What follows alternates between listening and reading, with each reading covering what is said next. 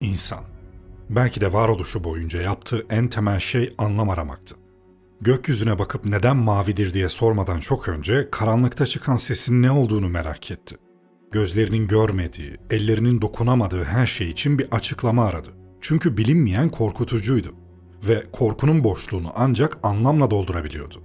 Şimşeğin tanrıların öfkesi olduğunu düşündü. Hastalığı bir felaket sandı. Geceleri üstüne çöken ağırlığın şeytani bir varlık olduğuna inandı. Çünkü elinde başka bir açıklama yoktu. Bilmiyordu ama hissetmek yetiyordu. Gördüğünü anlamlandıramadığı her yerde görünmeyeni inşa etti. İşte o görünmeyen yavaş yavaş mitlere, tanrılara, ruhlara ve hurafelere dönüştü.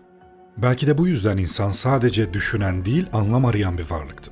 Ve o anlam binlerce yıl boyunca hem onun rehberi hem de zinciri oldu. Peki bu anlamların çoğu bugün hala neden geçerli? Neden bilimin ışığı bunları dağıtmaya yetmedi?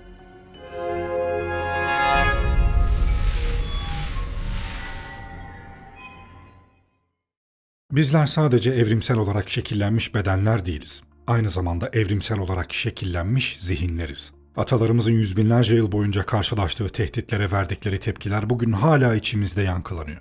Geceleri hala daha tedirgin uyuyoruz çünkü atalarımız için karanlık yırtıcıların zamanıydı. Sessiz bir odada aniden duyduğumuz çıtırtı, bilinçli olarak tehdit olmadığını bilsek de kalp atışımızı hızlandırıyor.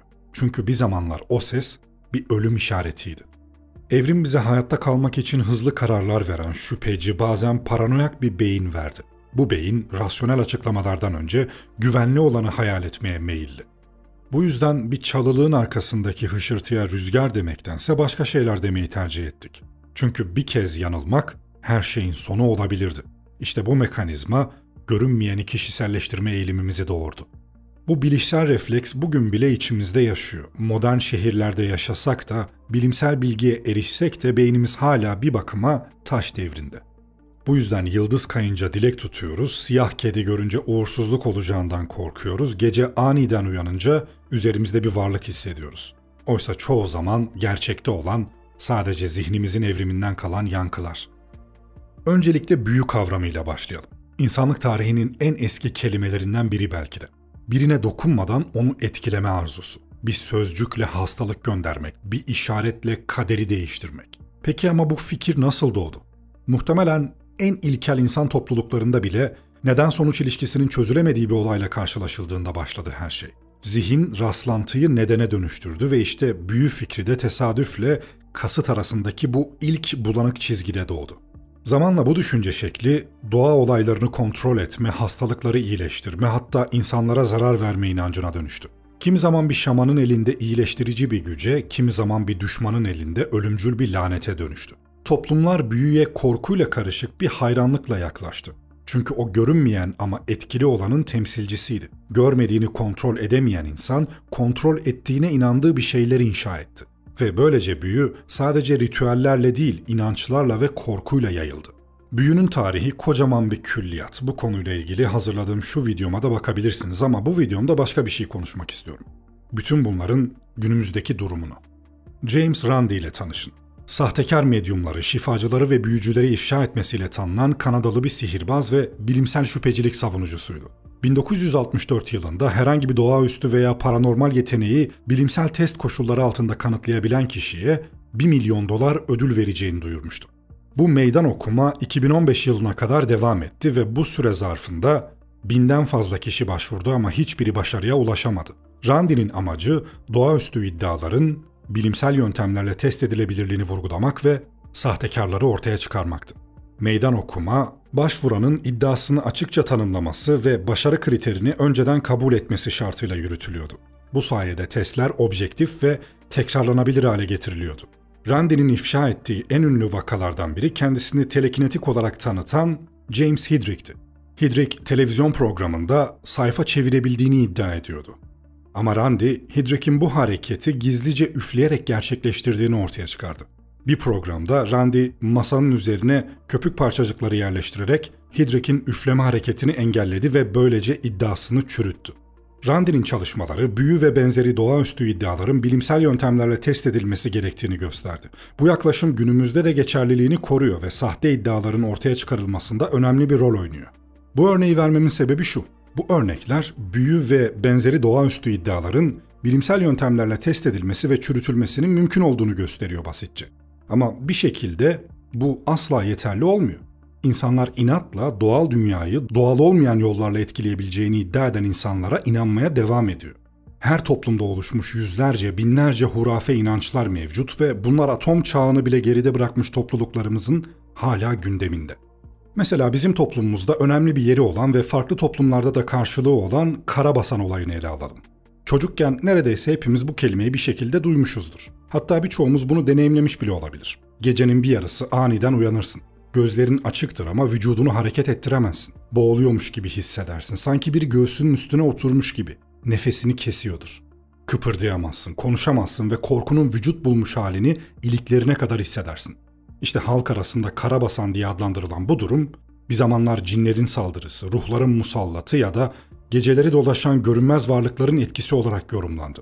Kimine göre bir beddua sonucu, kimine göre bir hatanın kefaretiydi bu yaşanan. Ve ne yazık ki yıllarca bu tür inançlar yüzünden insanlar medyumlara, muskacılara, sözde şifacılara başvurdu. Ama bilimin ilerlemesiyle bu gibi mefhumların doğal açıklamaları da geldi. Karabasan olarak bilinen fenomenin adı aslında sleep paralysis, yani uyku felci. Uyku felci, uykuyla uyanıklık arasında sıkışmış bir bilinç halidir. Beyin uyanıktır ama hala REM uykusunun felçli durumundadır. REM, yani hızlı göz hareketi evresi sırasında rüyada hareket etmeyelim diye kaslarımız geçici olarak devre dışı bırakılır. Normalde bu felç hali rüyada kalır, biz fark etmeyiz. Ama bazen beyin uyanır, bilinç açılır ama kaslar hala kilitli kalır. İşte tam da bu noktada o dehşet verici deneyim başlar. Nefes darlığı hissi, göğüste baskı, hareket edememe. Ve daha ilginci, zihnimiz bu durumla başa çıkmak için halüsinasyonlar üretir. O anda odada bir varlık varmış gibi hissederiz. Kimi onu yaşlı bir kadın olarak görür, kimi karanlık bir gölge, kimi ise doğrudan cin ya da şeytan olarak tanımlar. Bu da işte evrimsel olarak tehlike algılayan beynimizin bir savunma refleksi. Bir tehdit var, onu tanımlayalım. Bunların her aşamasının literatürde karşılığı var ve tamamen fizyolojik bir sürecin sonucu. Bugün uyku felci nörolojik olarak tanımlanmış, belgelenmiş ve incelenmiş bir olgudur. Stres, uyku bozuklukları, sırt üstü uyumak, düzensiz yaşam ve genetik yatkınlık gibi nedenlerle herkeste ortaya çıkabilir. Modern tıpta tedavisi ve önleyici önlemleri de mevcut. Ama hala bu durumdan muzdarip pek çok insan bir hekime değil, cin çıkaran birine gitmeyi tercih ediyor. Çünkü zihnimize ilk yerleşen açıklama genellikle en kalıcı olanıdır. Ve bir şeyin gerçekliği değil, anlamı daha güçlü iz bırakıyor. Karabasan yalnızca bizim toplumumuzda değil, dünyanın dört bir yanında benzer biçimlerle anılıyor. Japon kültüründe buna kanashibari deniyor. Eski İskandinav efsanelerinde gece insanların göğsüne oturup onların kabuslar görmesine neden olan Mara isimli bir varlıktan bahsedilir. Batı'da ise bu duruma Old Hag Syndrome, yani yaşlı cadı sendromu deniyor. Gördüğünüz gibi farklı kültürlerde farklı isimlerle anılsa da yaşanan şeyin özü aynı. Bu da bize şunu gösteriyor. Anlam arayan insan zihni açıklayamadığı şeyleri yerel kültürün hayal gücüyle süsleyerek evrensel bir anlatıya dönüştürüyor. Ama bilim bu anlatının arkasındaki biyolojik perdeyi aralayabiliyor. Karabasan'a ek olarak bu sefer de gece terörü denen bir başka gizemli deneyimden bahsedeyim size. Gece terörü, tıbbi ismi bile korkunç, öyle değil mi? Latince adıyla pavor nocturnus olarak bilinir. Korku anlamına gelen pavor ve gece anlamına gelen nocturnus kelimelerinden geliyor. Gece terörü, özellikle çocuklarda görülen, kişinin uykunun derin evresinde birden çığlık atarak uyanması, yoğun korku yaşaması ve çevresine tepki verememesiyle kendini gösteren bir uyku bozukluğudur. Uyandırılması genellikle zordur ve kişi sabah hiçbir şey hatırlamaz. Şimdi düşünün, halk arasında bu durumun nasıl yorumlanacağını. Nasıl açıklayacak garibim Anadolu insanı bu olayı? Cin bastı, üzerine bir şey çöktü. Bu olayın temelinde beynin uyanıklık ve rüya arasında yaşadığı bir geçiş bozukluğu var teyzem desen ne değişecek ki? Bir diğer konuysa bizim kültürümüzde pek bir yeri olmayan vampirler. Karanlık gecelerde mezarlarından çıkan, yaşayanların kanıyla beslenen o uğursuz varlıklar. Bugün onları genellikle edebiyatın, sinemanın bir süsü olarak görsek de bu figürler bir zamanlar gerçekten bir korkunun, hatta halk sağlığını etkileyen toplumsal paniğin simgesiydi. Çünkü vampir inancı hayal gücünden değil, bilinmeyenle baş edemeyen insan zihninin çaresizliğinden doğdu. Özellikle Ortaçağ Avrupa'sında yaygınlaşan bu inanç aslında ölüm, çürüme ve bulaşıcı hastalıkların doğası hakkında yeterli bilgiye sahip olunmamasından kaynaklanıyordu. Ortaçağ insanı için ölüm sonu belirsiz bir yolculuktu. Ve o yolculukta bedenin geçirdiği doğal süreçler doğaüstü olaylar gibi algılanıyordu. Toprak altına gömülen bir cesedin şişmesi, tırnaklarının ve saçlarının uzamış gibi görünmesi, ağzından gelen kan izleri. Bütün bu belirtilerin çürüme sürecinin normal sonuçları olduğunu biliyoruz. Deri çekildikçe tırnaklar ve saçlar daha uzun görünür. Gaz birikimi bedeni şişirir, iç organlardaki sıvılar ağza doğru sızar. Ama o dönemde yaşayan insanlar için bu, ölen kişinin mezarında tekrar dirildiğinin ve yaşayanlara musallat olduğunun bir işaretiydi. Daha da kötüsü bazı bölgelerde mezarlıklar kazılıyor, vampir olduğu düşünülen cesetlerin kalbine kazık çakılıyor, ağızlarına taş tıkılıyor ya da yakılıyorlardı. Bu uygulamalar dönemin gerçek vakalarıydı. İnsanlar ölülerini korkuyla yeniden gömüyor, hatta bazen güvenlik için mezarın üzerine taş yığılıyordu. Çünkü ölümle yaşam arasındaki sınırı bilgi değil, söylenti belirliyordu. Bu mitlerin tetikleyici unsurlarından biri de kuduz salgınıydı. Özellikle 18. yüzyılda Doğu Avrupa'da vampir inancının zirve yaptığı dönemde kuduz salgınlarının aynı döneme denk gelmesi tesadüf değil. Kuduz ısırmayla bulaşan, sinir sistemini etkileyen ve hastada aşırı ajitasyon, saldırganlık, ışığa ve suya karşı hassasiyet gibi belirtiler yaratan bir hastalıktır. Şimdi düşün, gece ortaya çıkan, insanlara saldıran, ısıran ve ardından onları da dönüştüren bir yaratık. Tıpkı bir vampir gibi değil mi? O zamanın insanı için bu hastalık doğrudan lanetlenmiş bir dönüşüm olarak algılandı. Vampir mitlerinin bir diğer çıkış noktası ise ölülerin neden öldüğünün anlaşılamadığı salgın dönemleri oldu. Bir köyde birkaç kişi arka arkaya hayatını kaybettiğinde halk ölülerden biri geri geldi ve yaşayanları tüketiyor gibi düşünceler üretmeye başladı. Çünkü başka bir açıklama yoktu. Mikrop teorisi bilinmiyordu. Bağışıklık sistemi bir muammaydı. Bu yüzden hastalık bir varlığa, bir ölüye, bir kana susamış hayalete dönüştü. Vampir mitosunun bizim kültürümüzde pek bir yeri yok demiştim ama bu tam doğru değil. Günümüzde her ne kadar durum böyle olsa da aslında tarihte bu konu bizimle yakından ilgiliydi. Hatta belki de çıkış kaynağıydı. Bugün vampir kelimesini duyduğumuzda aklımıza önce Bram Stoker'ın Dracula'sı, sonra da Hollywood gelir. Oysa bu efsanenin damarlarında Balkanların, Osmanlı'nın ve hatta Fatih Sultan Mehmet döneminin izleri dolaşıyor. Vlad Tepes, namı diğer Kazıklı Voyvoda. Romanya'da Eflak bölgesinin voyvodasıydı ama Osmanlı kaynaklarında Kazıklı Bey olarak anılıyordu. Çünkü düşmanlarını kazağa oturtarak infaz etmesiyle tanınıyordu. Bu acımasız yöntem onun korkunç bir ünvana kavuşmasına neden oldu ve zamanla halk arasında anlatılan hikayelerle ölümden sonra bile korku saçan bir varlık olarak anılmasına yol açtı. Bu rivayetler onun ölümden sonra da hortlayan bir yaratık olduğuna dair söylentilere dönüştü. Fatih Sultan Mehmet'in Eflak seferi sırasında ordu gözlerine inanamamıştı. Kazıklı Voyvoda düşmanlarına ait binlerce cesedi kazıklara geçirip yol boyunca dizmişti. O dönem halk arasında yayılan söylentiler, Vlad'ın öldükten sonra bile mezarında huzur bulamadığına, geceleri yeniden dirildiğine ve kan içtiğine dair korku hikayeleriyle doluydu. Osmanlı arşivlerinde ve seyahatnamelerde de Kazıklı Voyvoda'dan bahsedilir. Onun zulmü sadece askeri bir tehdit değil, aynı zamanda metafizik bir dehşet olarak algılanır. Bu figür daha sonra muhtemelen Avrupalı yazarların elinde evrildi ve 19. yüzyılda Dracula efsanesine dönüştü. Yani vampir mitosunun küresel haritasını çizdiğimizde bu hikayenin bir ucunun mutlaka Osmanlı topraklarına dayandığını, hatta bizim tarihimizde vücut bulduğunu görebiliyoruz. Gelelim siyah kedilere. Sadece genlerinde meydana gelen basit bir mutasyon yüzünden tüyleri siyah çıkan bu masum hayvanlar bir gün uğursuzluğun sembolü ilan edileceklerini nereden bilebilirlerdi ki? Bugün bile bazı insanlar yolunu bir siyah kedi kestiğinde uğursuzluk sayar, adımlarını geri çeker.